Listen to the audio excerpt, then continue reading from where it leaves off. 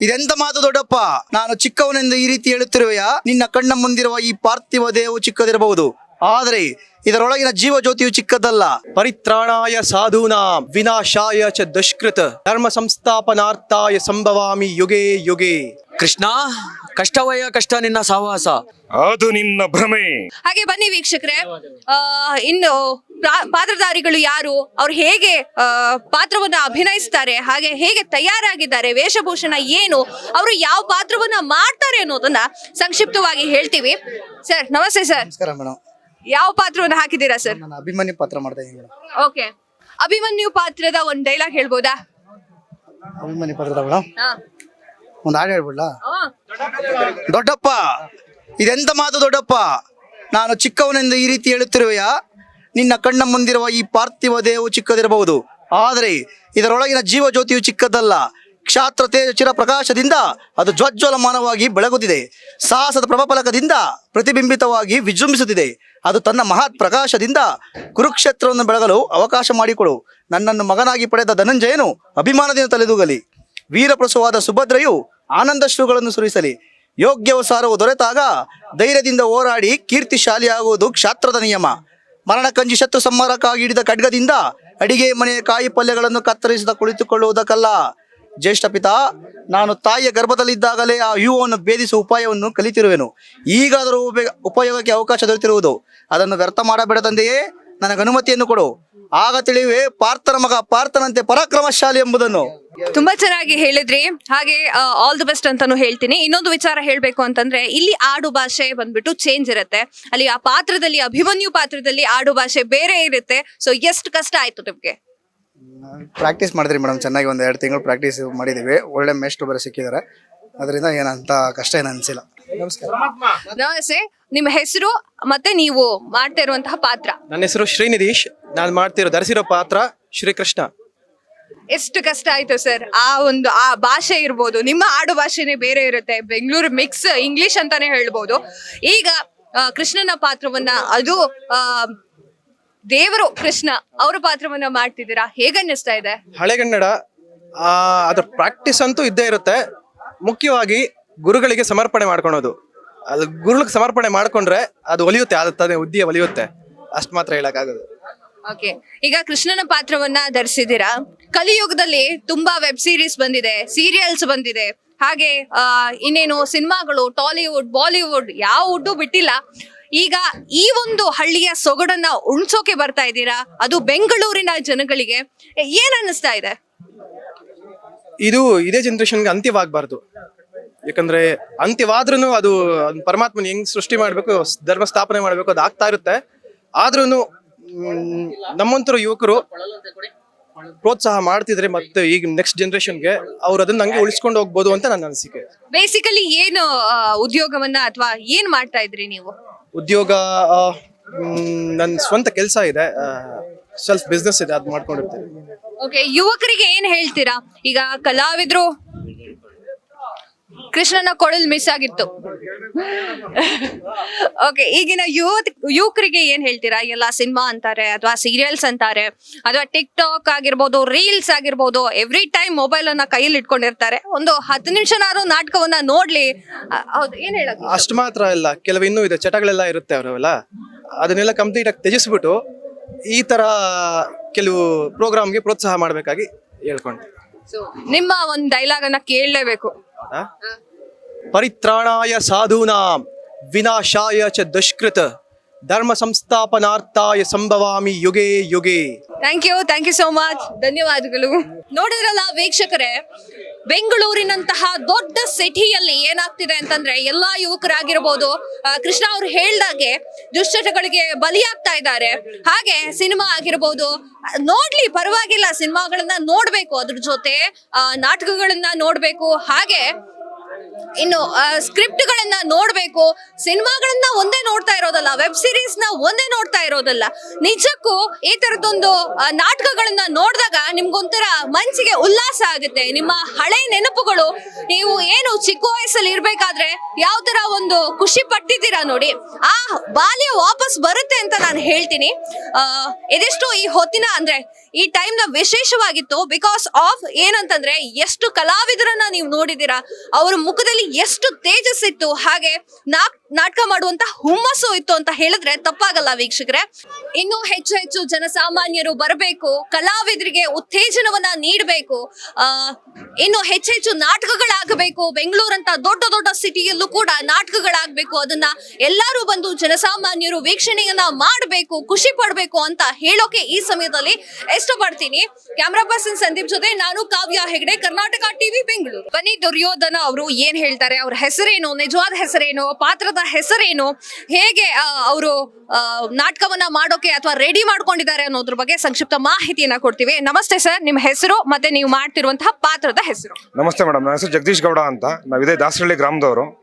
ನಾವೆಲ್ಲ ಸ್ನೇಹಿತರು ಒಂದ್ ಹತ್ರ ಕುತ್ಕೊಂಡಿದ್ದಾಗ ಎಲ್ಲ ಒಂದು ಮಾತು ಬಂತು, ಎಲ್ಲರೂ ಸೇರಿ ನಾವು ನಾಟಕ ಮಾಡೋಣ ಅಂತ. ನಾವೆಲ್ಲ ಒಂದು 30-32 ವರ್ಷ ವಯಸ್ಸು ಹುಡುಗರು ಎಲ್ಲರೂ ಫಸ್ಟ್ ಅಂದ್ರು ಎಲ್ಲರೂ ನಮ್ಮ ಕೈಲಿ ಮಾಡೋಕ್ಕಾಗುತ್ತಾ ಅಂತಂದ್ರು. ಆಮೇಲೆ ಇಲ್ಲ ಮಾಡೇ ಬಿಡೋಣ ಅಂತ ಹೇಳ್ಬಿಟ್ಟು ಮಾರನೇ ದಿನಕ್ಕೆ ಮೇಷ್ಟ್ರನ್ನ ಕರೆಸಿದ್ವಿ. ಮೇಷ್ಟ್ರು ನಮ್ಗೇನು ಗೊತ್ತಿಲ್ಲದೆ ಇರೋರಿಗೆ ಕಲೆ ಕಲಿಸ್ಕೊಟ್ಟಿದ್ದಾರೆ. ಎಲ್ಲರೂ ಸೇರ್ಕೊಂಡು ನಮ್ಮ ಪೂರ್ವಜರು ನಡ್ಸ್ಕೊಂಡ್ ಬಂದಿರೋವಂಥ ಒಂದು ಸಂಸ್ಕೃತಿನ ಇವಾಗಿನ ಜನ್ರೇಷನ್ ತಿಳಿಸ್ಬೇಕು ಅನ್ನೋ ಒಂದು ಉದ್ದೇಶ ಬೇರೆ ನಮ್ಮ ಮನಸ್ಸಲ್ಲಿತ್ತು. ಅದನ್ನ ತಿಳಿಸುವಂತ ಉದ್ದೇಶ ಮಾಡ್ತಾ ಇದೀವಿ ಮೇಡಮ್. ಸರ್, ಈ ಬೆಂಗಳೂರಲ್ಲಿ ಇಂಗ್ಲಿಷ್ ವಿತ್ ಕನ್ನಡ ಇದೆ ಈಗ ಆಲ್ರೆಡಿ ಸದ್ಯದ ಪರಿಸ್ಥಿತಿ. ಇನ್ನು ಮುಂದೆ ಏನಾಗುತ್ತೆ ಗೊತ್ತಿಲ್ಲ. ಈ ಹೊತ್ತಿನಲ್ಲಿ ಹಳ್ಳಿಯ ಸೊಗಡು ನಾಟಕವನ್ನ ಹೊತ್ತು ತರ್ತಾ ಇದ್ದೀರಾ, ಜನರು ಮುಂದ್ಗಡೆ ಮಾಡ್ಬೇಕು ಅಂತ ಅನ್ಕೊಂಡಿದ್ದೀರಾ. ಸೊ ಎಷ್ಟು ಪ್ರಿಪ್ರೇಷನ್ ಅನ್ನ ಮಾಡಿದ್ರಿ, ಹಾಗೆ ಆ ಭಾಷೆ ಈಗ ನಾವು ನಾರ್ಮಲ್ ಮಾತಾಡೋದು ಕನ್ನಡ ಬೇರೆ, ಅಲ್ಲಿ ಭಾಷೆಯನ್ನ ಬಳಸೋದೇ ಬೇರೆ. ಯಾವ ತರ ಎಕ್ಸ್ಪೀರಿಯನ್ಸ್ ನಿಮ್ಗೆ? ನಾವು ಇದೇ ಕರ್ನಾಟಕದಲ್ಲಿ ಹುಟ್ಟಿ ಕನ್ನಡ ನಾವು ಮಾತಾಡ್ತಾ ಬೆಳೆದಿರೋದ್ರಿಂದ ನಮ್ಗೆ ಅಂತ ಕಷ್ಟ ಅಂತ ಅನ್ಸಿಲ್ಲ. ಆದ್ರೆ ನಾವು ಕನ್ನಡ ಓದಿದ್ದು ಕನ್ನಡನೇ, ಮಾತಾಡ್ತಾ ಬೆಳೆದಿರೋದು ಕನ್ನಡನೇ ಅಲ್ವಾ. ಯಾರಿಗೂ ಏನೋ ಅಷ್ಟರ ಕಷ್ಟ ಅಂತ ಅನ್ಸಿಲ್ಲ ಮೇಡಮ್. ಮನ್ಸಿಟ್ರೆ ಏನ್ ಬೇಕಾದ್ರೂ ಮಾಡ್ಬೋದು ಅಂತ ಒಂದಿದೆ ಮೇಡಮ್.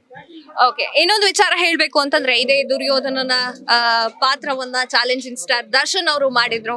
ಸೊ ಈಗ ನಿಮ್ಮನ್ನ ನೋಡ್ತಾ ಇದೀವಿ ಆ ಪಾತ್ರದಲ್ಲಿ. ಸೊ ಹೇಗನ್ಸುತ್ತೆ ಅಷ್ಟು ದೊಡ್ಡ ಪಾತ್ರವನ್ನ ನಿರ್ವಹಿಸಬೇಕು ಅಂತ ಅಂದ್ರೆ ಹೇಗನ್ಸುತ್ತೆ ಮೇಡಮ್? ಖಂಡಿತ ಇದು ನನ್ನೊಂದು ಪುಣ್ಯ ಅನ್ಬೋದು. ನಾನು Darshan fan, D boss fan. ನನಗೆ ಇದೇ ಪಾತ್ರ ಸಿಕ್ಕಿರೋದು ನನಗೆ ಒಂಥರ ತುಂಬಾನೇ ಖುಷಿ ಅನ್ನೋ ವಿಚಾರ. ನಾನು ಮೊದಲು ಮಾಡಬೇಕು ಅಂತ ಅನ್ಸುತ್ತೆ, ನನಗೆ ನಂಬಿಕೆ ಇರಲಿಲ್ಲ ಮಾಡ್ತೀನಿ ಅಂತ ಹೇಳ್ಬಿಟ್ಟು.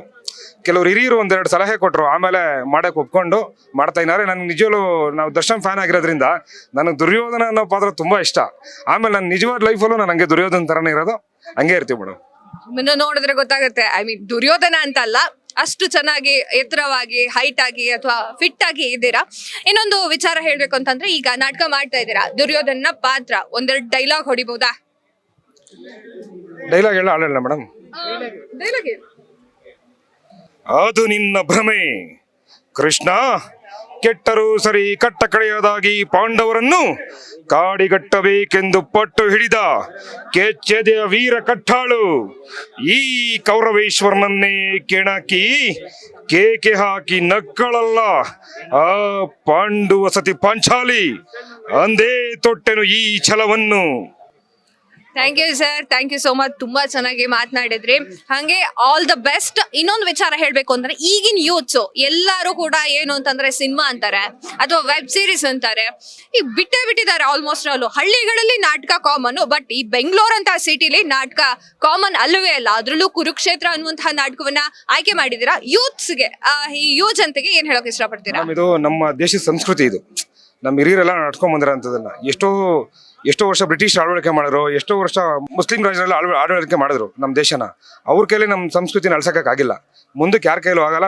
ನಮ್ಮ ಸಂಸ್ಕೃತಿ ಏನಿದೆ ಇದು ಯಾವತ್ತೂ ನಮ್ಗೆ ಒಂದು ಕಲ್ಲಿಟ್ಟು ಬಿದ್ರೆ 100 ಕಲ್ಲಿಟ್ಟು ಬಿದ್ರೂ ತಡ್ಕೊಳ್ಳೋಂಥ ಶಕ್ತಿ ನಮ್ಮ ಧರ್ಮಕ್ಕಿದೆ. ಖಂಡಿತ ಧರ್ಮ ಎದ್ದು ಬರುತ್ತೆ. ಖಂಡಿತ ನಾವು ಅದನ್ನ ತಿಳಿಸೋ ಒಂದು ಜನಕ್ಕೆ ತಿಳಿಸೋಂಥ ಕೆಲಸ ನಾವು ಮಾಡ್ತಾ ಇದೀವಿ.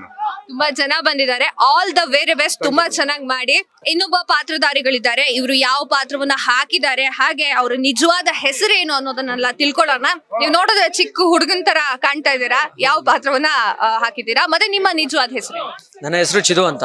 ನಾನು ಪರಮಾತ್ಮನ ಪರಮ ಭಕ್ತ ಸಾತ್ವಿಕಿ ಅನ್ನೋ ಪಾತ್ರವನ್ನು ಮಾಡ್ತಾ ಇದ್ದೀನಿ. ನಾನು ಏನ್ ಓದ್ತಿದ್ದೀರಾ ಅಥವಾ ಏನ್ ಕೆಲಸ ಮಾಡ್ತಾ ಇದ್ದೀರಾ? BCom ಮುಗಿಸಿದ್ದೀನಿ madam.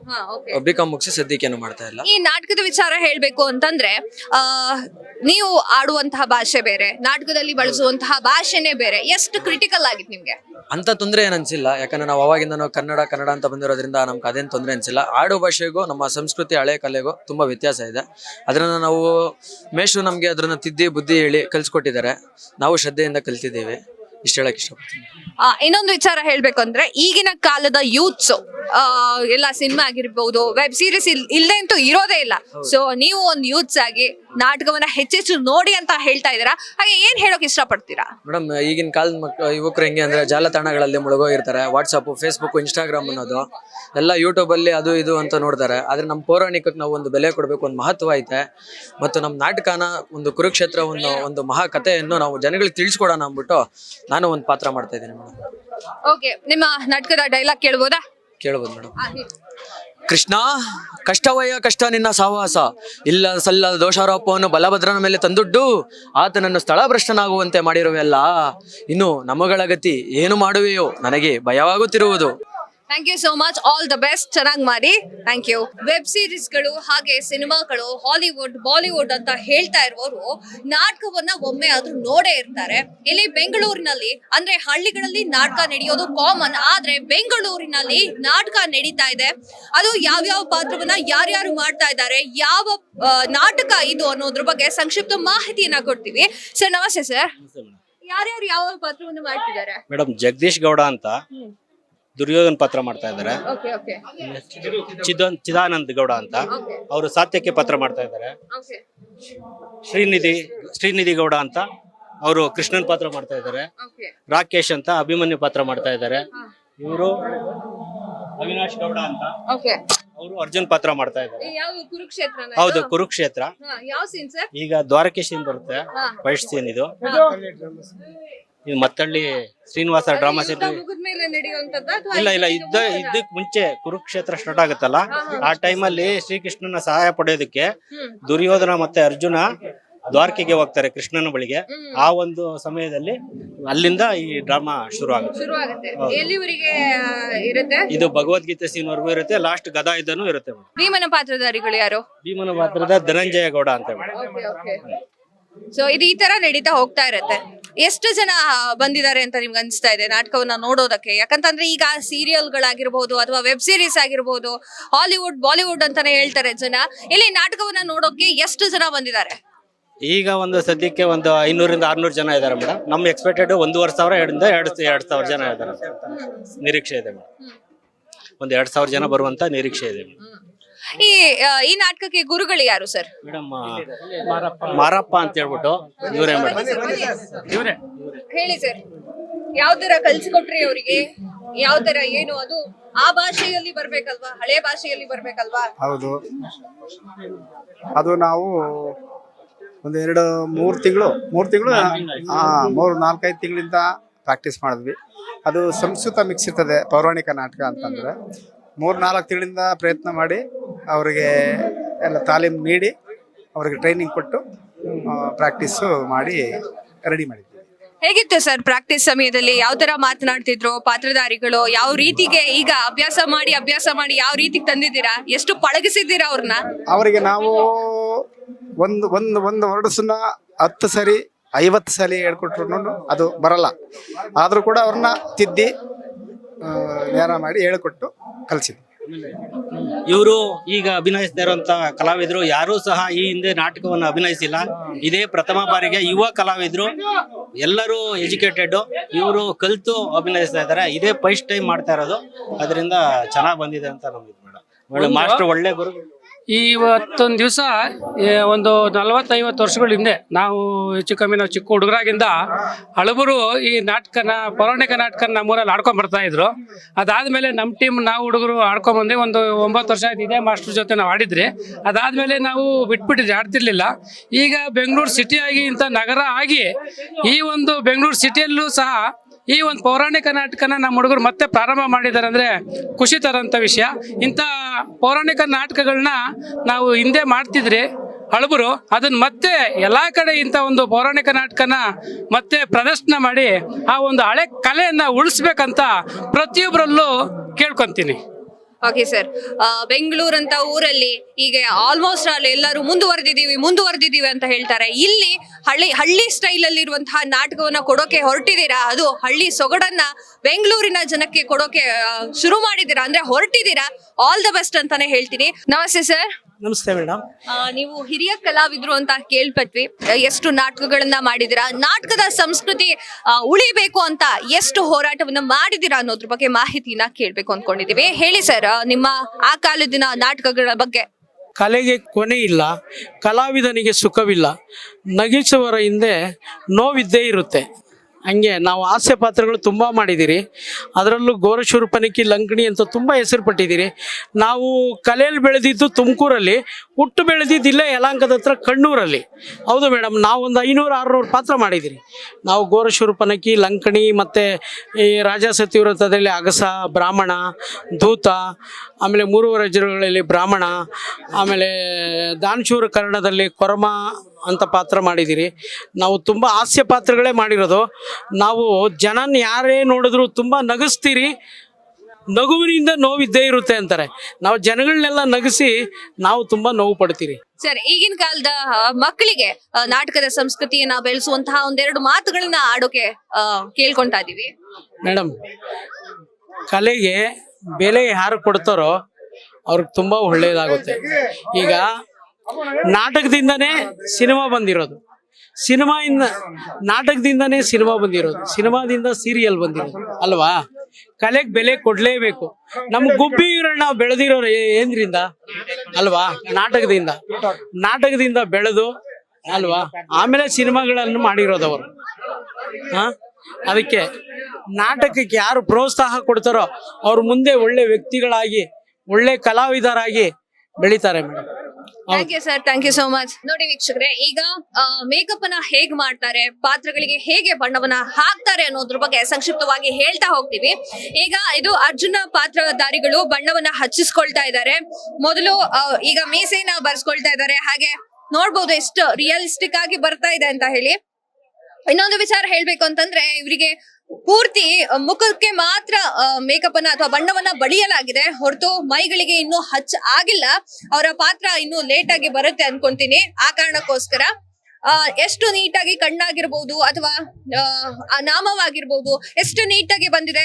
ಹಾಗೆ ಎಷ್ಟು ಪ್ರಯತ್ನವನ್ನ ಮಾಡಿದ್ದಾರೆ, ಎಷ್ಟು ಕರೆಕ್ಟ್ ಆಗಿ ನಿಜವಾಗ್ಲೂ ಅರ್ಜುನನೇ ಬಂದ ರೀತಿಯಲ್ಲಿ ಇವರು ಲಾಸ್ಟ್ ಕಾಣ್ಬೇಕಾದ್ರೆ ಔಟ್ಲುಕ್ ಹಾಗೆ ಕಾಣಿಸುತ್ತೆ ಅಂತ ಅನ್ಕೊಳ್ತೀವಿ. ಕುರುಕ್ಷೇತ್ರದಲ್ಲಿ ಅರ್ಜುನ ಪಾತ್ರ ತುಂಬಾನೇ ಮುಖ್ಯವಾದದ್ದು. ಇವರು ಈ ಪಾತ್ರವನ್ನ ಮಾಡ್ತಿದ್ದಾರೆ. ಇವ್ರ ಬಗ್ಗೆ ಆಮೇಲೆ ತಿಳ್ಕೊಳ್ಳೋಣ. ಈಗ ಮೇಕಪ್ ಅನ್ನ ಅಂದ್ರೆ ಬಣ್ಣವನ್ನ ಹಚ್ಚಿಸ್ಕೊಳ್ತಾ ಇದ್ದಾರೆ. ಇನ್ನೊಂದು ವಿಚಾರ ಹೇಳ್ಬೇಕು ಅಂತಂದ್ರೆ, ನಿಜಕ್ಕೂ ನಾಟಕದ ಸಂಪ್ರದಾಯ ಆಗಿರ್ಬೋದು, ಸಂಸ್ಕೃತಿ ಆಗಿರ್ಬೋದು, ಇದು ಹಳೆ ಕಾಲಕ್ಕೆ ಒಂದೊಮ್ಮೆ ಕರ್ಕೊಂಡು ಹೋಗಿ ಬಂದಿದೆ ಬರುತ್ತೆ ಅಂತಂದ್ರೆ ಮೋಸ್ಟ್ಲಿ ತಪ್ಪಾಗಲ್ಲ. ಯಾಕಂತಂದ್ರೆ ಅಣ್ಣೋರಾಗಿರಬಹುದು, ತುಂಬಾ ದೊಡ್ಡ ದೊಡ್ಡ ಕಲಾವಿದ್ರು ಏನ್ ಮಾಡ್ತಾರೆ ಅಂತಂದ್ರೆ ನಾಟಕವನ್ನ ಮಾಡ್ತಿದ್ರು. ಹಾಗೆ ಅರ್ಜುನ, ಅಭಿಮನ್ಯು ಪಾತ್ರಗಳನ್ನ ಕೂಡ ಅಣ್ಣೋರು ಮಾಡಿದ್ರು. ಈಗ ಅರ್ಜುನ ಪಾತ್ರವನ್ನ ಮಾಡ್ತಿದ್ದಾರೆ. ನಿಜಕ್ಕೂ ಅವರಿಗೆ ಖುಷಿ, ಸಂತೋಷ ನಿಜಕ್ಕೂ ಕಾಣ್ತದೆ. ಇನ್ನೊಂದು ವಿಚಾರ ಹೇಳ್ಬೇಕು ಅಂತಂದ್ರೆ, ನಾಟಕದ ಸಂಸ್ಕೃತಿ ಏನಿದೆ, ಸಂಪ್ರದಾಯ ಏನಿದೆ, ಆ ಕಲ್ಚರ್ ಏನಿದೆ, ಹಾಗೆ ಆ ಉಡುಗೆ ತೊಡುಗೆಗಳನ್ನ ನೋಡಿದ್ರೆ ನಿಜಕ್ಕೂ ಒಂದು ಸಲಕ್ಕೆ ನಾವು ಚಿಕ್ಕ ವಯಸ್ಸಿಗೆ ಹೋಗೋದಂತೂ ಖಂಡಿತ. ಯಾಕಂತಂದ್ರೆ ಕೆಲವೊಂದು ಹಳ್ಳಿಗಳಲ್ಲಿ ಇನ್ನೂ ಕೂಡ ನಾಟಕಗಳು ನಡೀತಾನೇ ಇರುತ್ತೆ.